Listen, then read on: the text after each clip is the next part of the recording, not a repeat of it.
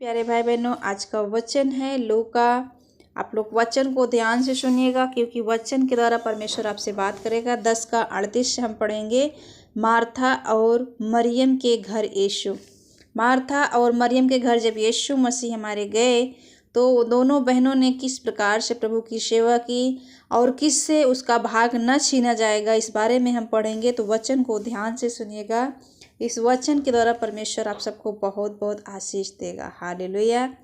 जब वे जा रहे थे तो वह एक गांव में गया और मार्था नामक एक स्त्री ने उसे अपने घर में उतारा। हालेलुया।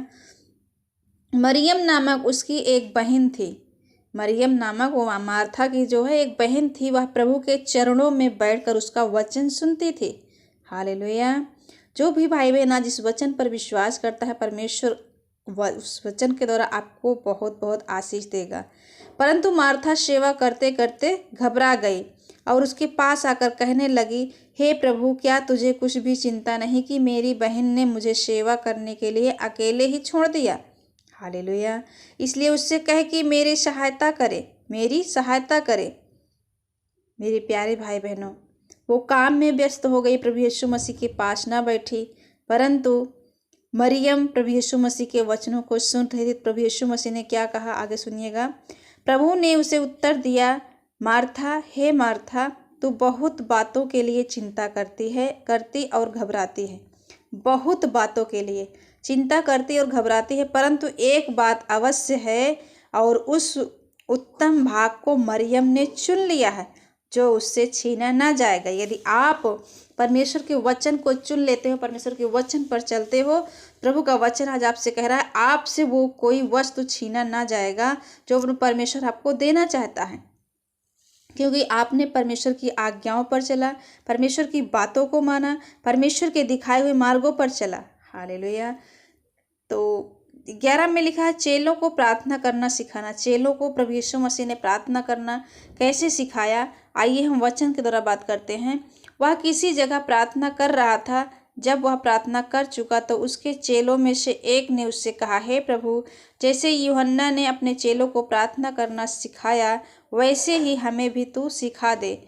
उसने उनसे कहा, जब तुम प्रार्थना करो तो कहो, हे पिता, तेरा नाम पवित्र माना जाए, तेरा राज्य आए, हमारी दिन भर की रोटी हर दिन हमें दिया कर और हमारे पापों को क्षमा कर, क्योंकि हम भी अपने हर एक अपराधी को क्षमा करते हैं, और हमें परीक्षा में ना ला। आमीन। हालेलुया। आगे 11 के 5 में बाइबल क्या बताती है, प्रार्थना के संबंध में यीशु की शिक्षा। हालेलुया। यदि हम प्रार्थना करते हैं तो हमें शिक्षा क्या देता है, बाइबल क्या बताती है, पढ़िएगा, ध्यान से सुनिएगा प्रभु यीशु मसीह का वचन। तब उसने उनसे कहा, तुम में से कौन है कि उसका एक मित्र हो और वह आधी रात को उसके पास जाकर उससे कहे, हे मित्र, मुझे 3 रोटियां दे, क्योंकि एक यात्री मित्र मेरे पास आया है और उसके आगे रखने के लिए मेरे पास कुछ नहीं है। और वह भीतर से उत्तर दे, मुझे दुख न दे, अब तो द्वार बंद है और मेरे बालक मेरे पास बिछौने पर हैं, इसलिए मैं उठकर तुझे दे नहीं सकता। हालेलुया।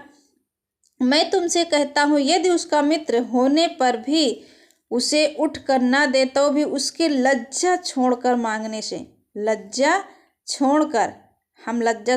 प्रभु यीशु मसीह से मांगने से कारण उसे जितनी आवश्यकता हो उतनी उठकर देगा। और मैं तुमसे कहता हूँ कि मांगो तो तुम्हें दिया जाएगा, ढूंढो तो तुम पाओगे, खटखटाओ तो तुम्हारे लिए खोला जाएगा। आमीन। जो कोई मांगता है उससे मिलता है, और जो कोई ढूंढता है वह पाता है, और जो खटखटाता है उसके लिए खोला जाएगा। आमीन। हालेलुया। आप मांगिए इस वचन के द्वारा, क्योंकि बाइबल में लिखा है, मांगो तो तुम्हें दिया जाएगा। हालेलुया। तुम में से ऐसा कौन पिता होगा कि जब उसका पुत्र रोटी मांगे तो उसे पत्थर दे, या मछली मांगे तो उसे मछली के बदले उसे सांप दे, या अंडा मांगे तो उसे बिच्छू दे। हालेलुया। अतः जब तुम बुरे होकर अपने बच्चों को अच्छी वस्तुएं देना जानते हो, तो स्वर्गीय पिता अपने मांगने वालों को पवित्र आत्मा क्यों ना देगा। आमीन। वो हमें पवित्र आत्मा अपना देगा, हमें एक सहायक देगा, पर हमें मांगना की जरूरत है। अभी हमने कहा लज्जा छोड़ कर मांगो। हालेलुया। हम परमेश्वर से मांग सकते हैं। एक पिता अपने बेटे को देगा, एक बाप जैसे हम अपने बच्चे के लिए जो मांगता है, हम बुरे हैं फिर भी हम उसे अच्छी वस्तु देना जानते हैं। प्रभु का वचन कहता है, जब तुम बुरे होकर अपने बच्चों को भली वस्तु देना जानते हो, तो मैं तुम्हारा स्वर्गीय पिता होकर अपने बच्चों को अच्छी वस्तुएं देना जानते हो। बुरे होकर तो मैं तुम्हारा स्वर्गीय पिता अपने मांगने वालों को पवित्र आत्मा क्यों ना दूंगा। वो हमें देगा। मेरे प्यारे भाई बहनों, हमें मांगना है, लज्जा छोड़ के मांगना है। जितनी ज़रूरत होगी वो प्रभु यीशु मसीह हमें और आपको देगा। तो हमें परमेश्वर के वचन पर विश्वास रखना है, वो हमें सब कुछ देगा। वो हमारी बीमारियों से, वो हमारे पापों से, वो हमारे गुनाहों से हमें अलग करके हम सब को, जैसा प्रभु का वचन कहता है वैसे ही हम सब चलेंगे तो परमेश्वर हमें देगा। आमीन। आगे लिखा है लूका उसका 12 में, क्योंकि पवित्र आत्मा उसी घड़ी तुम्हें सिखा देगा कि क्या कहना चाहिए। हालेलुया। आप प्रार्थना करिए। प्रार्थना के समय पवित्र आत्मा आपको सिखाएगा कि आपको क्या चाहिए। क्योंकि आगे हम पढ़ लेंगे 8 से, यीशु को स्वीकार या अस्वीकार। जो स्वीकार करते हैं उनके जीवन में क्या होगा, जो अस्वीकार करते हैं, जो प्रभु को नहीं स्वीकारते हैं, उनके जीवन में क्या होगा। बाइबल क्या बताती है, मैं तुमसे कहता हूँ कि जो कोई मनुष्यों के सामने मुझे मान लेगा, उसे मनुष्य का पुत्र भी परमेश्वर के स्वर्गदूतों के सामने मान लेगा। आमीन। जो प्रभु यीशु मसीह को सबके सामने मान लेगा, मनुष्य के पुत्र भी परमेश्वर के स्वर्गदूतों के सामने मान लेगा। परंतु जो मनुष्यों के सामने मेरा इनकार करे, उसका परमेश्वर के स्वर्गदूतों के सामने इनकार किया जाएगा। तो हमें परमेश्वर को मानना है। यदि हम प्रभु को जानते हैं, प्रभु को मानते हैं, हम प्रभु के वचन को पढ़ते हैं, प्रार्थना करते हैं, हमसे आपसे कोई पूछे क्या आप विश्वासी हो, क्या आप चर्च जाते हो, तो हमें गर्व है, हाँ हम परमेश्वर की संतान हैं, हम जाते हैं। हालेलुया। हमें लोगों के सामने इनकार नहीं करना, परंतु हमें मानना है, चाहे जो भी हो जाए। जो कोई मनुष्य के पुत्र के विरोध में कोई बात कहे, उसका वह अपराध क्षमा किया जाएगा, परंतु जो पवित्र आत्मा की निंदा करे, उसका अपराध क्षमा नहीं किया जाएगा। हालेलुया। जो कोई मनुष्य के पुत्र के विरोध में कोई बात कहे, मनुष्य के पुत्र के बारे में कोई बात करे, तो उसका अपराध क्षमा किया जाएगा, परंतु जो पवित्र आत्मा की निंदा करे तो उसका अपराध क्षमा नहीं किया जाएगा। जब लोग तुम्हें सभाओं और हाकिमों और अधिकारियों के सामने ले जाएं, तो चिंता ना करना कि हम किस रीति से या क्या उत्तर दें या क्या कहें। हालेलुया। क्योंकि जब हम विश्वासी पर सताव, बाइबल बताती है कि प्रभु यीशु मसीह ने कहा, जब मुझे लोगों ने सताया है तो मेरे कारण आप लोगों को भी सताएंगे। तो जब हम परमेश्वर को स्वीकार करेंगे, हम उसे मानेंगे कि हाँ हम विश्वासी हैं।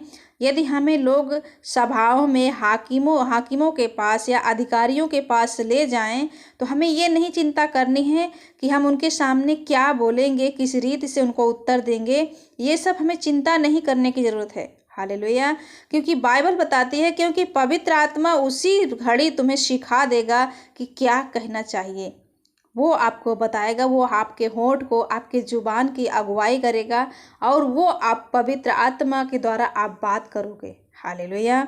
तो परमेश्वर इस वचन के द्वारा आप सबको बहुत बहुत आशीष दे। मेरे प्यारे भाई बहनों, हमें मनुष्य के पुत्र को, हमें जो कोई मनुष्यों के सामने मान लेगा, हम उसे मान लेंगे। तो हमें परमेश्वर के पुत्र को मानना है कि हम प्रभु यीशु मसीह की संतान हैं, हम किसी चीज़ से नहीं डरते। हालेलुया।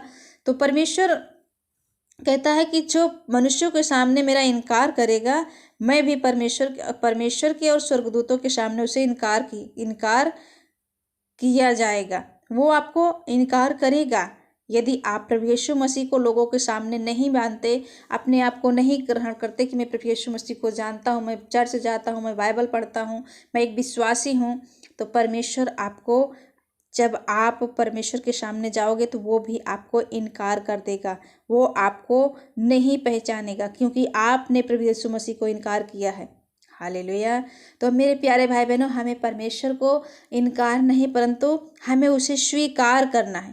प्रभु यीशु मसीह को स्वीकार करना है, ताकि जो अनंत जीवन हमें और आपको इस जगत में देने के लिए आया है, हमें और आपको दे वो। आमीन। तो परमेश्वर इस वचन के द्वारा आप सबको बहुत बहुत आशीष दे। आप सभी को जय मसीह की। God bless you all. जय यीशु।